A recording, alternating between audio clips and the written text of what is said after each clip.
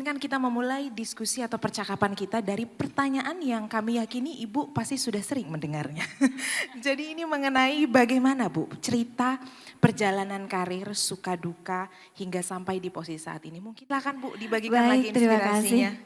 Bu Sisi, jadi saya juga merasa langsung terinspirasi ini dari dua sosok perempuan hebat ini ya, Masya Allah. Baik, Assalamualaikum warahmatullahi wabarakatuh. Selamat sore, salam sejahtera untuk kita semua. Senang sekali saya hari ini bersama dengan sosok perempuan-perempuan hebat. Saya ini datang dari Jawa Barat, saya ini adalah biasa disebut Mamah Jabar begitu. Jadi kalau tadi ditanya oleh Mbak Sisi bagaimana perjalanan hidup dan lain sebagainya, mungkin saya sepotong saja begitu ya. Karena begini, perjalanan hidup saya berubah dengan sangat drastis. Saya memang dari sejak sekolah ini saya hiperaktif begitu. Senang sekali untuk melakukan berbagai kegiatan, senang berorganisasi, senang ikut kursus dan lain sebagainya. Nah kemudian tahun 2013 ketika Kang Emil, Pak Ridwan Kamil ini menjadi wali kota Bandung, berubahlah kehidupan saya.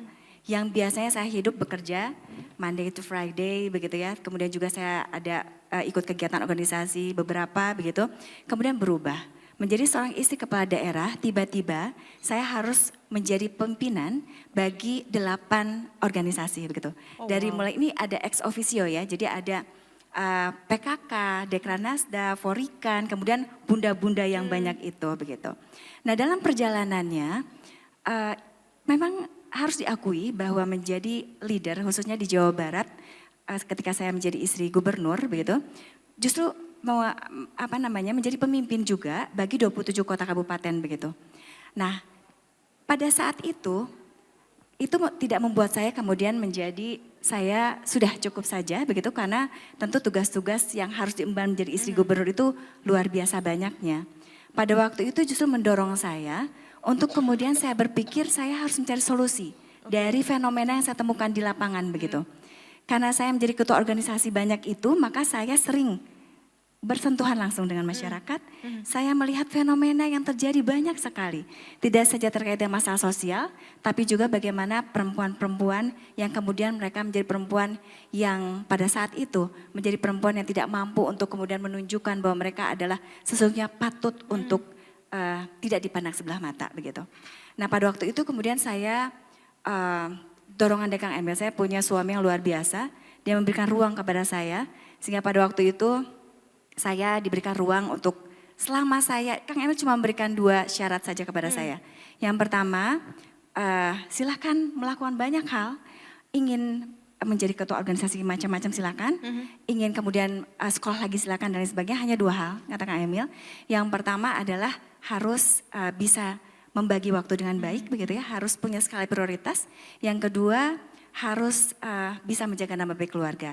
Nah pada waktu itu sehingga saya alhamdulillah didukung, bisa selesai S2, bisa selesai S3 dengan dukungan dari Kang Emil. Nah kemudian apa yang terjadi, ternyata menjadi ketua berbagai organisasi itu tidak kemudian membuat saya menjadi puas begitu. Ada beberapa hal yang tidak bisa dilingkupi oleh organisasi-organisasi itu. Saya ini saat ini sebagai komisaris di PT Urban Indonesia, saya ini juga adalah dosen, saya ini masih pengajar begitu ya. Kemudian saya ini ada aktivis sosial, saya paling senang menyebut diri saya adalah sebagai aktivis sosial. Karena dari situlah saya kemudian membentuk diri saya menjadi perempuan yang saya kira saya berusaha untuk bisa menempatkan diri di tempat apapun yang bisa saya datangi begitu. Nah pada waktu itu kemudian dukungan dari masyarakat, saya menjadi ketua Kuarda Pramuka Jawa Barat, saya menjadi ketua Dewan Kehormatan PMI dan lain sebagainya begitu ya. Kemudian masih ada yang kurang gitu. Apa yang kurang ternyata, ini masalah sosial ini tidak bisa selesai. Karena ternyata yang saya lihat organisasi bahkan yang saya pimpin itu ternyata tidak mandiri begitu.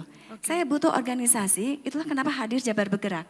Pada waktu itu ternyata banyak orang-orang hebat.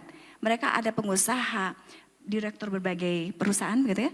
Mereka juga ada para profesor, mereka juga bahkan seniman, bahkan kemudian penggerak di masyarakat, bahkan ada petani dan lain sebagainya. Mereka mengatakan saya ingin berkontribusi. Bu Cinta dulu, saya disebut Bu Cinta ya. Sekarang harus Atalia kan ya. Katanya Bu Atalia, kita pengen berkontribusi tapi kita tuh nggak pengen muncul kok. Kita cuma pengen berkontribusi aja gimana, ya udah kita bikin Jabar Bergerak. Maka ini menurut pandangan saya, organisasi ini harus banyak hadir di Indonesia. Mereka-mereka yang punya cinta kepada tanah air, khususnya di kita sebut lemah cai ya kalau di Jawa Barat itu. Jadi mereka cinta kepada wilayah di mana mereka berada, mereka membangun sistem, mereka kemudian bukan menunggu bantuan dari pemerintah, tapi kemudian mereka melakukan sesuatu dari kekuatan sendiri. Itu yang pertama. Nah yang kedua kemudian, kenapa hadir Skoper Cinta? Ini bagi yang bertanya, Sekolah Perempuan Capai Impian dan Cita-Cita, itu singkatan, bukan cintanya Skoper kan begitu ya. Nah ini juga hadir karena kegelisahan saya. Tadi saya ngobrol dengan Mbak Yeni, kemudian juga Bu Vera ya, kemudian mereka mengatakan bahwa wow, kalau di kota besar ini luar biasa. Kita bisa lihat bagaimana peluang yang diberikan itu luasnya luar biasa. Perempuan-perempuan bisa mengaktualisasikan diri secara maksimal dalam bidang apapun. Tapi apa yang terjadi di wilayah-wilayah di pelosok yang kita tahu Jawa Barat ini hampir 50 juta jiwa, setengahnya adalah perempuan, begitu ya. Kemudian tinggalnya pun jauh sekali untuk akses ke pendidikan itu sulit luar biasa. Maka ketika hadirnya Skoper Cinta, saya lakukan riset dulu sebelum kemudian ini kita kembangkan. Dan riset dilakukan ternyata 60% perempuan Jawa Barat itu mereka hanya lulus SD dan SMP. Oh wow. Di luar itu ada memang SMA, ada juga yang kuliah, tetapi ada bahkan yang mereka tidak lulus SD dan bahkan tidak mengenyam bangku pendidikan. Nah maka hadirlah sekolah non formal ini adalah kemudian untuk mendorong. Saya yakin di beberapa daerah juga sama, sudah ada, hanya apa yang kami lakukan ini berjejaring dan kami kemudian mendorong pemerintah pada waktu itu. Saya sempat agak sulit sekali ini masuk untuk program ini ya, karena justru saya sering sampaikan kadang-kadang penolakan itu bagaimana supaya perempuan pintar, berdaya, berketahanan itu justru dari kaum perempuan itu sendiri begitu. Itu agak repot ya. Jadi perjuangan ini yang sebetulnya agak sulit. Nah pada waktu itu saya tidak mundur, saya maju terus sampai saya berusaha untuk meyakinkan. Sekarang alhamdulillah sampai tahun 2022 lalu sudah 67.000 perempuan yang sudah mendapatkan pembelajaran. Kemudian juga ada 1.400 perempuan yang mereka sudah mendapatkan vokasi dan saya bersyukur karena ternyata dari sekian banyak itu sekitar 40%-nya mereka sudah menjadi perempuan yang mampu berdaya secara ekonomi. Wah, seperti keren itu. sekali, boleh kasih tepuk tangan dulu dong. Perjuangan di balik itu semua ya Bu ya, Iya. ternyata banyak sekali. Nah jadi perjalanan itu yang saya kira saya terus perjuangkan terus. Nah kemudian apa yang terjadi? Ternyata masyarakat kemudian melihat, masyarakat melihat bahwa di tengah kesulitan, mungkin kalau di kota-kota besar itu bukan satu hal yang sulit. Tapi di daerah seperti di kami, di Jawa Barat, itu sangat sulit sekali untuk mencari perempuan yang menonjol, yang kemudian mereka bergerak atas dasar cinta begitu. Nah itulah kemudian tanpa tanpa diduga begitu, ternyata berbagai survei sekarang dilakukan, ternyata saya surveinya untuk Kota Bandung tertinggi sebagai pimpinan untuk masa depan ya, calon wali Kota Bandung berikutnya.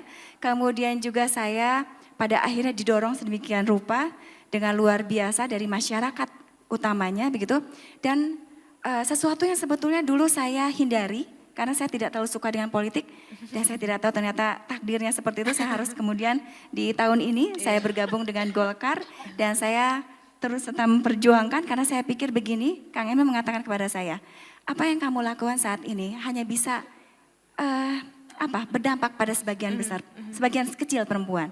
Apa yang terjadi, maka itu akan hilang. Kang Emil akan berganti, mungkin saya pun akan berganti, maka bisa jadi program itu hilang, maka harus diperjuangkan. Program yang baik itu harus diperjuangkan agar supaya dampaknya jauh lebih luas. Itulah kenapa saya sekarang running for DPR RI. Kasih Gitu. tepuk tangan dulu dong, luar biasa sekali ya ini.